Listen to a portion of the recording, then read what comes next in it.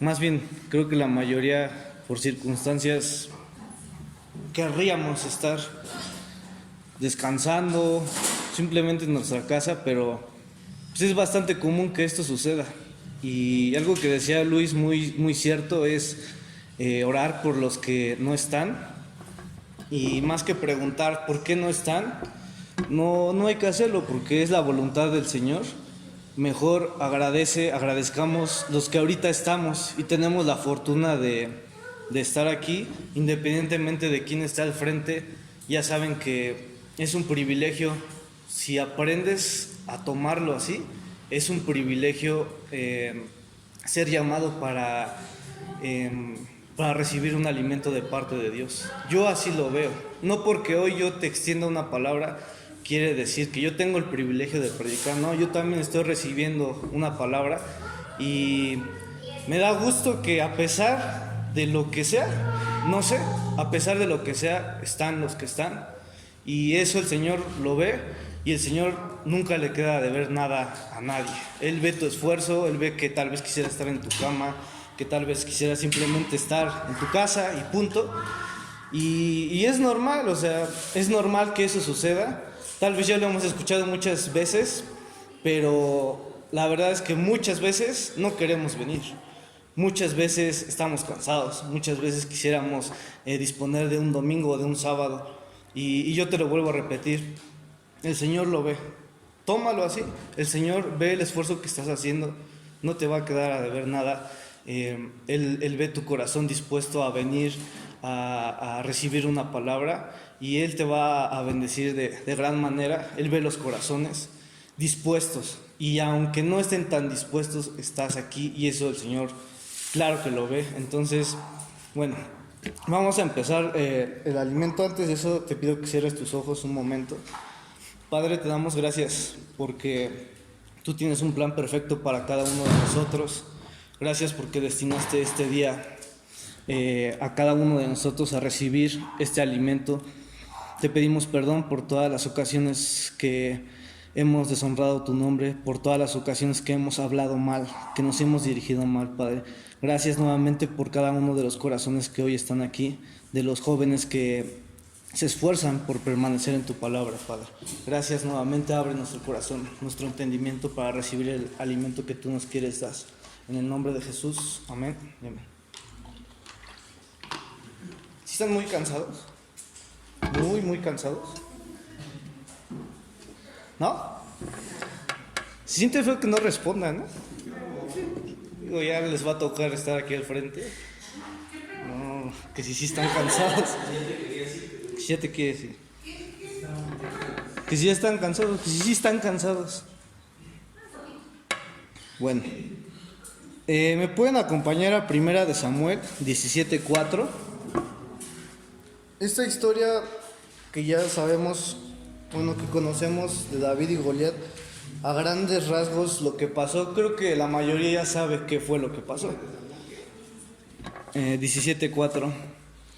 Pero no nos vamos a enfocar tanto en toda la historia porque no vamos a salir de aquí, y solo quiero hacer énfasis en algunos puntos de esta parte de la vida de David, que nos deja una gran enseñanza, y sobre todo enfocarnos a las características del filisteo, de Goliat, que tenía en el momento en el que aparece y reta al ejército de Israel. Las características que presenta él y las características que en ese momento David presenta, que sin duda alguna tenemos que aprender enormemente de él. Y empieza diciendo: salió entonces del campamento de los filisteos un paladín. ¿Quién sabe qué es un paladín? ¿Alguien sabe? ¿Nadie sabe? Bueno, para empezar, creo que lo que todos sabemos es que era un hombre alto, tipo un gigante, y David era lo contrario, y que le ganó. Eso es lo que sabemos. Pero aparte de eso había otras cosas que Goliat tenía, que hacía como más complicada la misión para David. Y yo te voy a pedir que uses un poco tu imaginación, un poco, para que te imagines y te transportes hasta ese momento, porque pasó, porque si tú tienes la convicción que debe de ser, entonces crees que esto pasó, fue real, sucedió, entonces ponte un poco, transpórtate a ese momento, a la época, a este cuate que se aparece y vete imaginando tú qué hubieras hecho estando en ese momento. Y dice, salió entonces del campamento de los filisteos un paladín, el cual se llamaba Goliat de Gat y tenía de altura 6 codos y un palmo.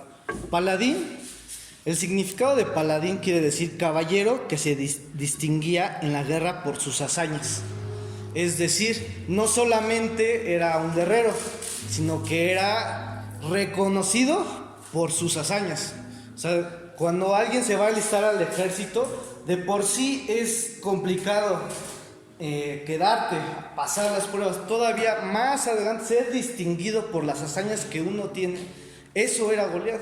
O sea, vele agregando, ve construyendo la barrera. Cada que yo te diga una, ve construyendo la barrera que se le presentó a David. Y dime, ¿tú qué hubieras hecho en ese momento? De entrada, era un gigante.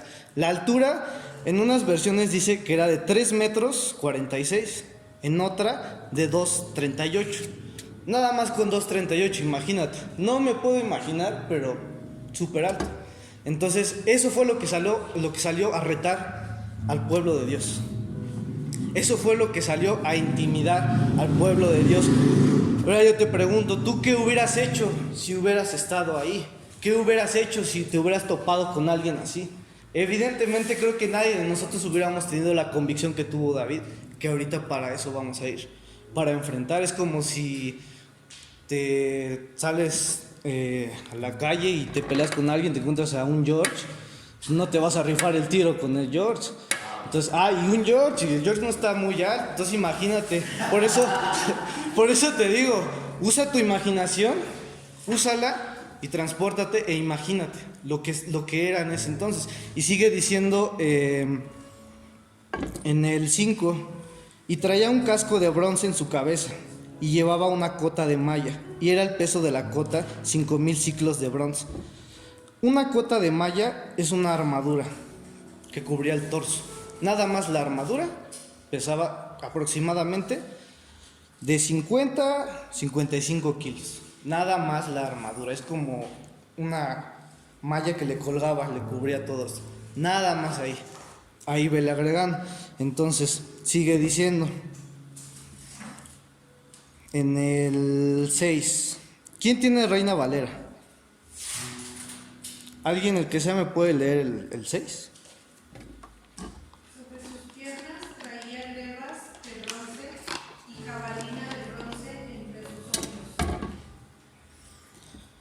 ¿Quién sabe qué son las grebas de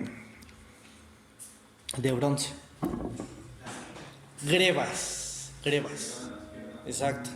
Entonces, una greba de bronce es una armadura que protege la pierna desde la rodilla hasta el pie. Y nada más una pesa 2 kilos. Entonces, imagínate todo lo que traía, toda la armadura que él traía. Y que yo, transportándome y viendo eso, nada más ver su tamaño, yo no me aventaba al tiro. Yo no iba. Imagínate eso, imagínate todo lo que traía. Nada más la malla que traía 50 kilos. ¿Alguien ha cargado 50 kilos? Está pesado, ¿no?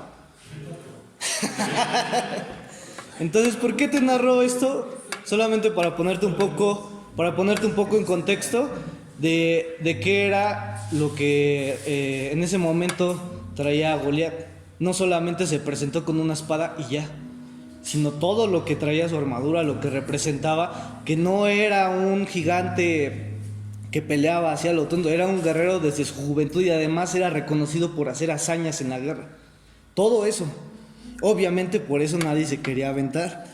¿Quién me puede leer el 7? El lazo de su lanza era como un rodillo de telar y tenía el hierro de su lanza 600 hilos de hierro e iba su escudero delante de él. Rodillo de telar es un pedazo de madera que aproximadamente pesaba 9 kilos. Y, ¿qué dice del hierro? Dice, y tenía el hierro de su lanza 600 ciclos. Eso es aproximadamente de 9 a 11 kilogramos. ¿Ok? ¿Hasta ahí estamos bien? ¿Sí o no? Sí. Entonces, espero que te lo vayas imaginando. Cómo se presentó este cuate con las características. Yo no sé si todos aquí sabíamos exactamente así las características con las que él se había presentado y había retado al pueblo. Y sigue diciendo en el 8, dice, y se paró y dio voces a los escuadrones, en el 9, y se paró y dio voces a los escuadrones de Israel diciéndoles, ¿para qué os habéis puesto en orden de batalla? ¿No soy yo el filisteo y vosotros los siervos de Saúl? Escoged de entre vosotros un hombre que venga contra mí. Si él pudiere pelear conmigo y me venciere, nosotros seremos vuestros siervos. Y si yo pudiere más que él y lo venciere, vosotros seréis vuestros siervos, nuestros siervos, y nos serviréis. De ahí nos saltamos al 11. Dice, oyendo Saúl y todo Israel estas palabras del filisteo, se turbaron y tuvieron gran miedo. Yo creo que para uno podría ser muy sencillo decir, qué miedosos, o por qué no confiaron en el Señor, era el pueblo del Señor. A lo mejor es muy fácil poder haber dicho, ¿por qué no se aventaron si tenían al Señor? Pero tú ponte en su lugar, y creo que ninguno de nosotros hubiera accedido. Creo que ninguno de nosotros hubiera dado ese paso. El único que lo hizo fue David. Pero imagínate, creo que nadie aquí podría tener la moral para decir, yo tengo la suficiente fe, la suficiente confianza, tengo la suficiente convicción para llegar y enfrentar lo que sea. Lo que sea es lo que sea. Y David lo hizo, sin importar esto. Y sigue diciendo, ¿quién me puede leer el 17, 1 Samuel 17, 16? Y dijo Isaí a David su hijo, toma ahora para tu señor. ¿Sí? Primera de Samuel 17, 16. Venía pues Ajá. aquel filisteo por la mañana y por la tarde, y así lo hizo durante 40 días. Entonces 40 días estuvo retándolos, estuvo ahí. Y 40 días nadie se aventaba. Nadie decía, yo voy. Entonces sigue diciendo en el 1 Samuel 17, 26. Entonces habló David a los que estaban junto a él diciendo, ¿qué hará el hombre que venciere a este filisteo y quitare el oprobio de Israel? Entonces David llegó, nada más imagínate, ¿cómo crees? Alguien que me diga, ¿cómo crees que haya llegado David? O sea, llegó a un terreno, yo me imagino, grandísimo, donde estaban los dos ejércitos. ¿Cómo crees que llegó? Alguien que me diga, lo que sea. ¿Con qué actitud? Exacto. Llegó confiado y con convicción, mas no llegó con soberbia. El Señor lo respaldaba y David reflejaba la luz del Señor.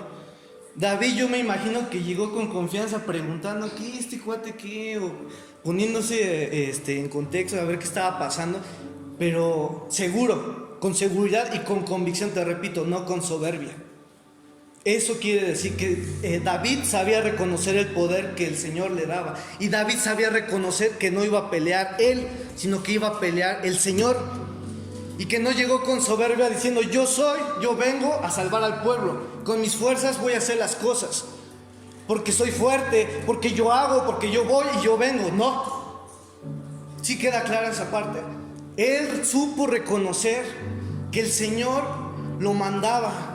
Que si se movía, que si entraba con convicción y no entraba con temor, era por el Señor y nada más. Entonces, lo primero y lo más importante de David cuando llega y está preguntando es que David no llega con soberbia. Es punto número 1. Y sigue diciendo, porque ¿quién es este filisteo incircunciso para que provoque a los escuadrones del Dios viviente? Ahí salió el que sí tenía convicción. Después de 40 días que estuvo dale, ninguno salió Ninguno confiado en el Señor y con convicción y con fe en el Señor, sabiendo que no es con nuestras propias fuerzas, ninguno se rifó el tiro. Hasta que llegó David con la convicción necesaria. ¿Quién me podría leer Primera de Samuel, igual 17, 28 y 29?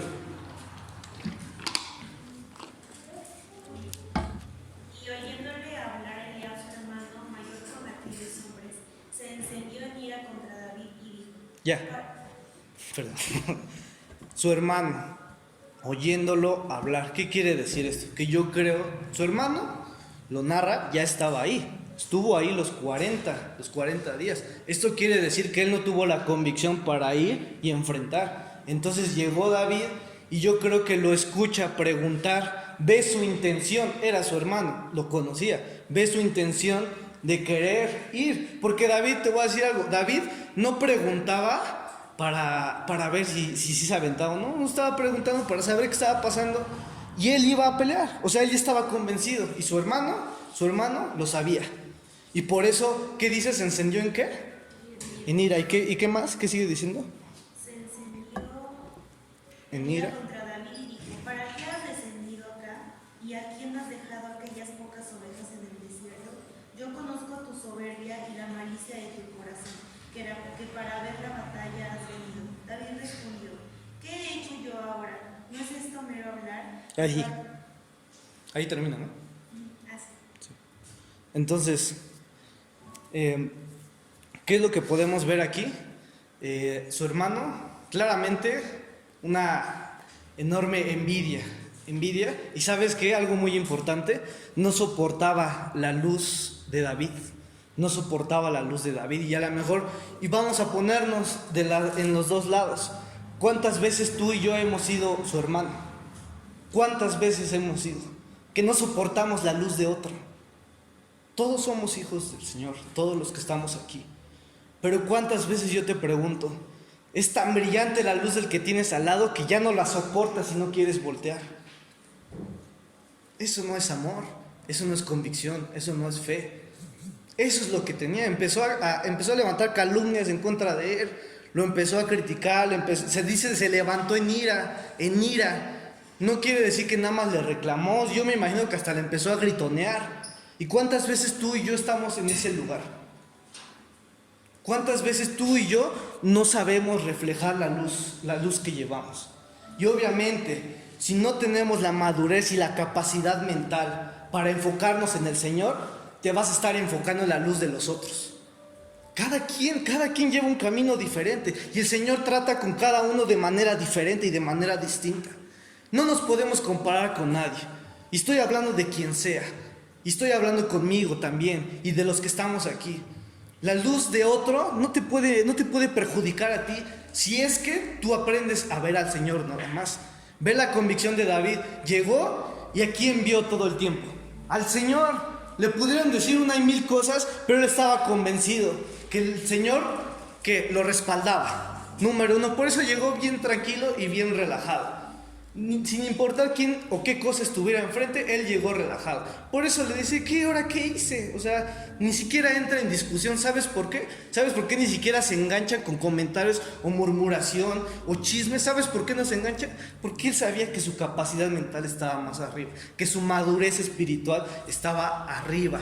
Entonces, ¿qué se iba a enganchar con niñerías? ¿Qué importaba lo que dijeran otros? ¿Qué importaba si su luz lastimaba a los ojos de otros? ¿Qué le importaba a David? Si él tenía la capacidad que se debe de tener. Él tenía la fe y la convicción que se debe de tener. Por eso te vuelvo a repetir. Nunca te vayas a comparar con nadie. Porque en los jóvenes es muy dado eso. Por tu soberbia, por tu orgullo, estás viendo si haces mejor las cosas que el que está al lado. Estás viendo si has hecho más que el que está al lado. ¿Qué te importa? Mejor tú sigue caminando firme. Haz lo que tengas que hacer para el Señor y no te fijes en otros. Y si te lastima la luz de otros, si te lastima, entonces tienes que trabajar muy fuerte con tu soberbia. Tienes que trabajar muy fuerte y bajar la cerviz y mantener los pies aquí en la tierra. Porque a la verdad somos siervos inútiles del Señor. Y David lo sabía y no tenía duda. Y sigue diciendo, En el 32 y 33, alguien que me lo pueda leer.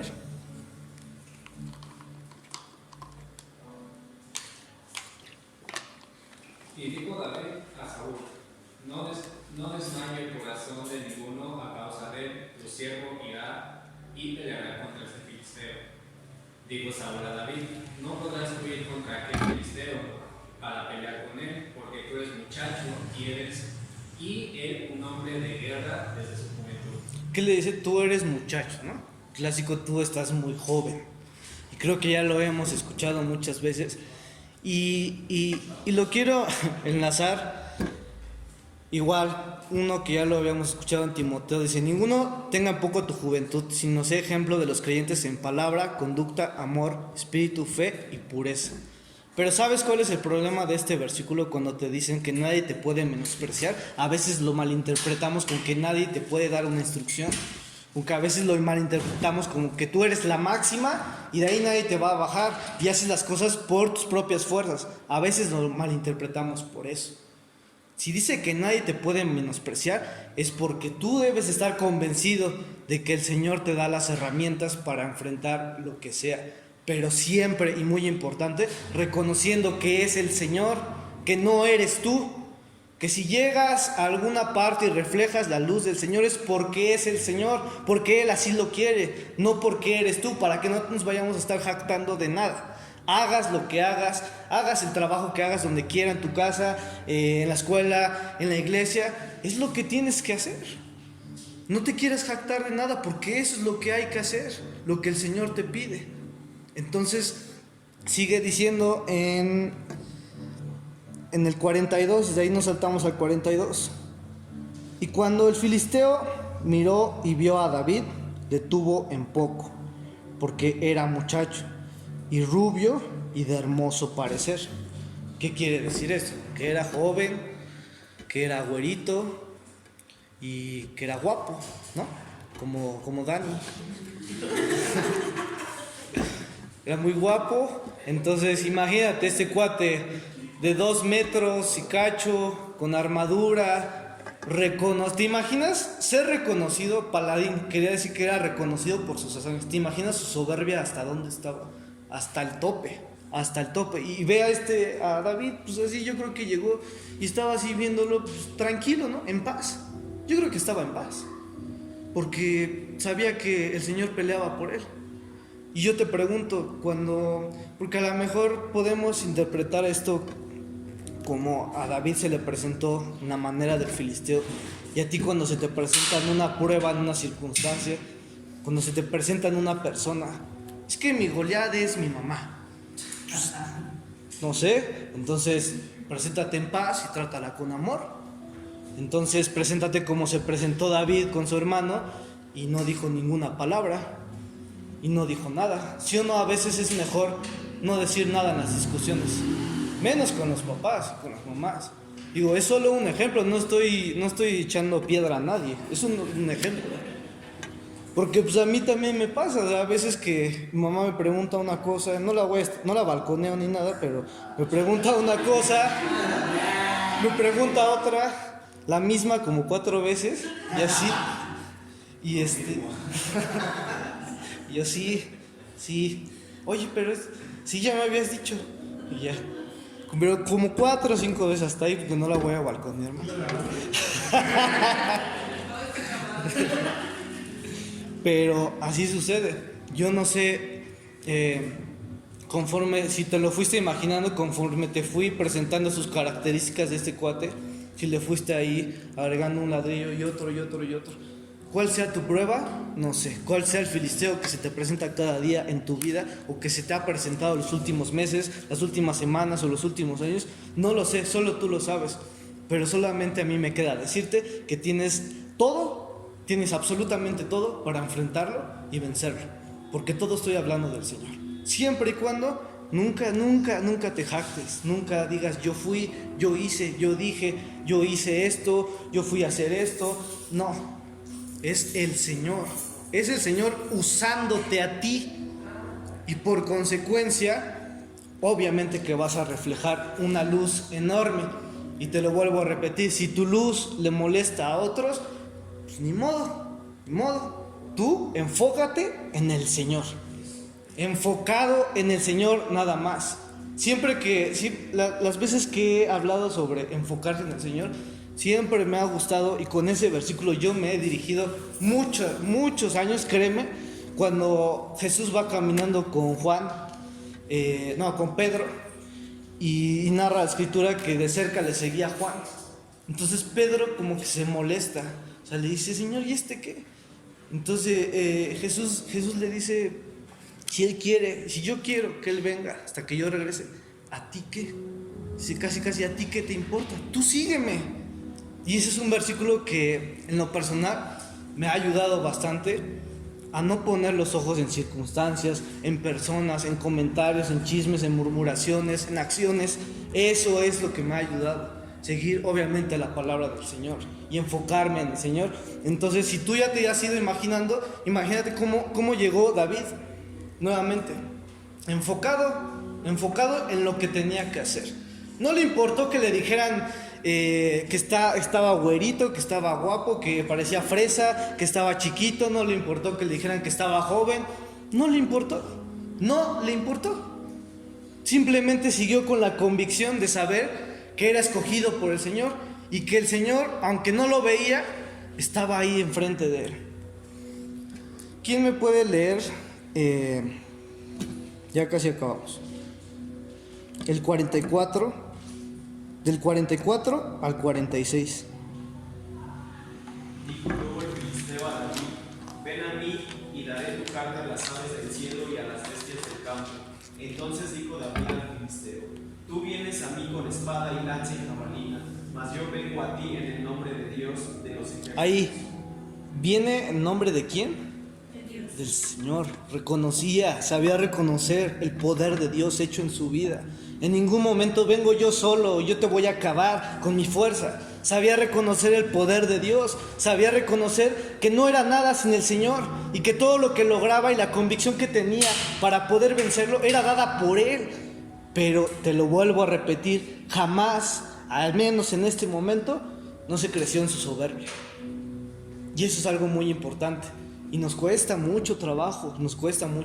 ¿Cómo nos gusta que nos digan: ay, qué padre hiciste eso, ay, qué bonito hiciste aquello, ay, te la rifas bien cañón, ¿no? Nos gusta que nos digan eso, pero a veces eso son como palabras venenosas que se incrustan en el corazón y hace que tu soberbia esté hasta el tope.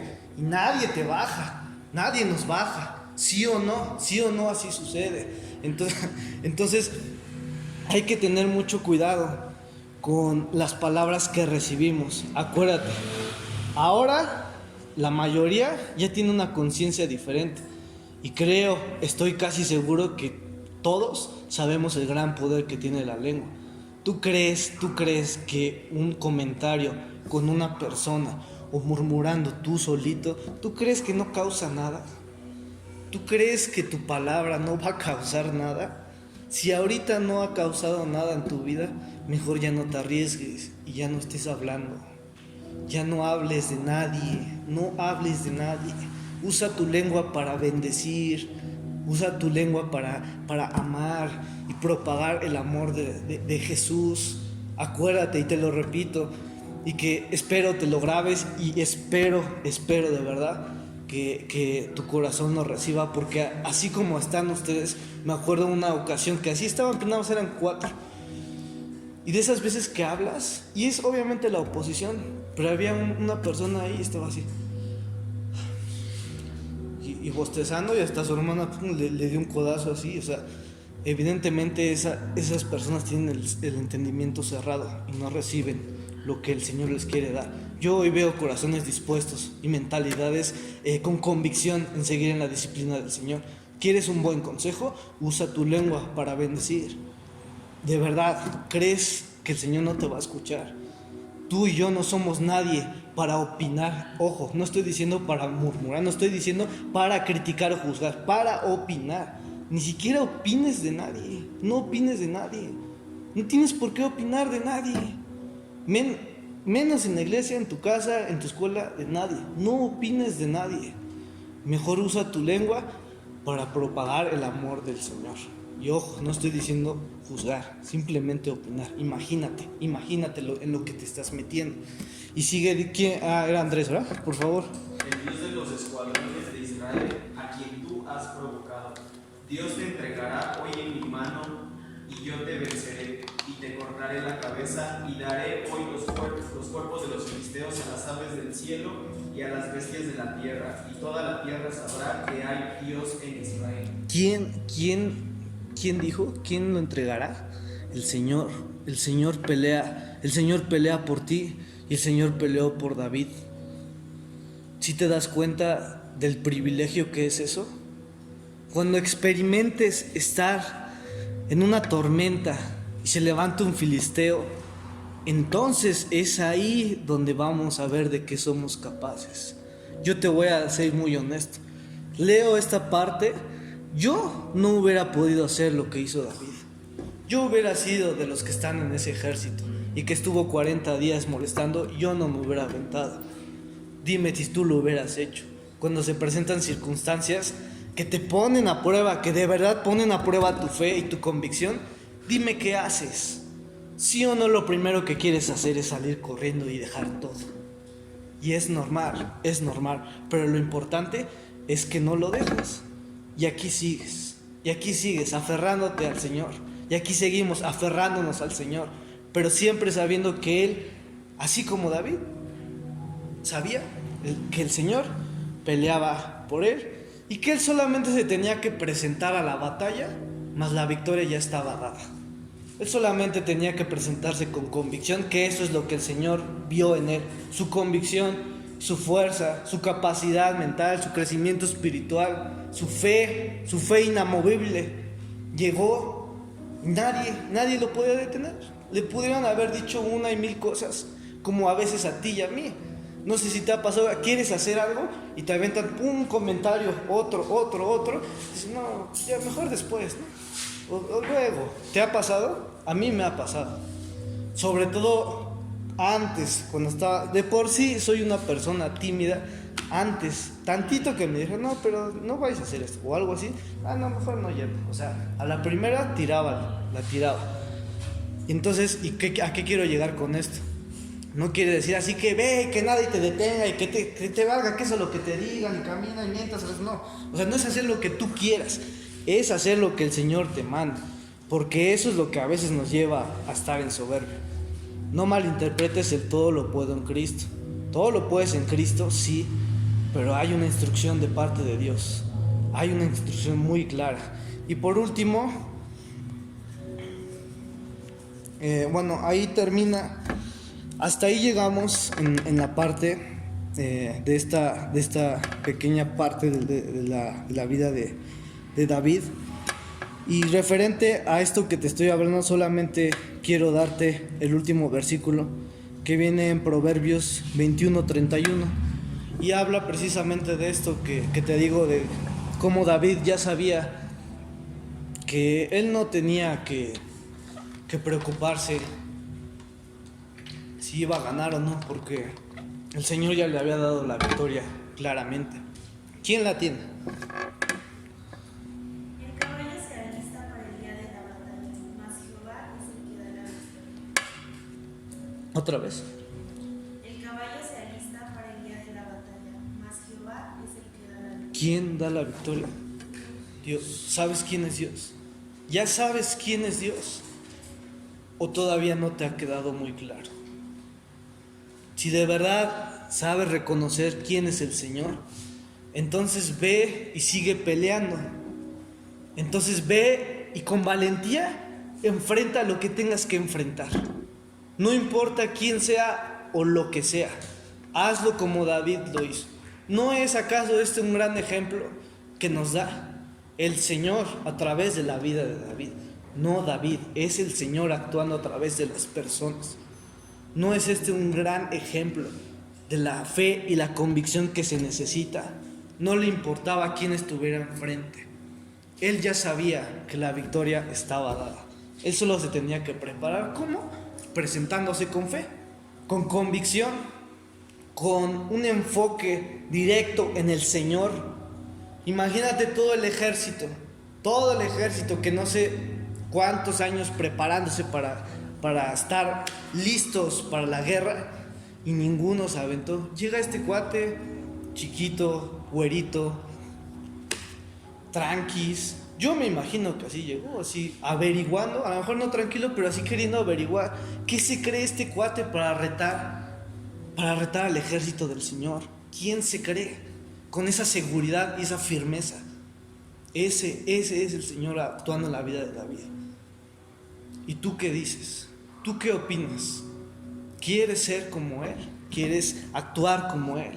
Entonces, primero que nada, enfócate en el Señor. Ten fe, que nadie mueva tu fe, mucho menos palabras. ¿Puedes poner una alabanza, por favor? Entonces, como siempre les digo, el Señor nos trae un alimento a la mesa. Hoy tú te has sentado al alimento, te lo digo, sin importar quién sea el portador. Haz de cuenta que yo solamente soy el mesero y te estoy dando tu plato. Eso soy, te estoy dando tu plato. Si tú lo quieres aventar, le quieres escupir o te lo quieres comer bien, hazlo. Esa es una cuestión de cada quien. Es una cuestión de fe, te lo digo. Hay que tener una gran mentalidad, hay que tener una gran convicción aquí en la cabeza para recibir el alimento de quien sea, porque somos portadores todos de la palabra del Señor. Cierra tus ojos, ponte de pie y cierra tus ojos para que no te vayas a dormir, porque ya se estaban acomodando. Entonces,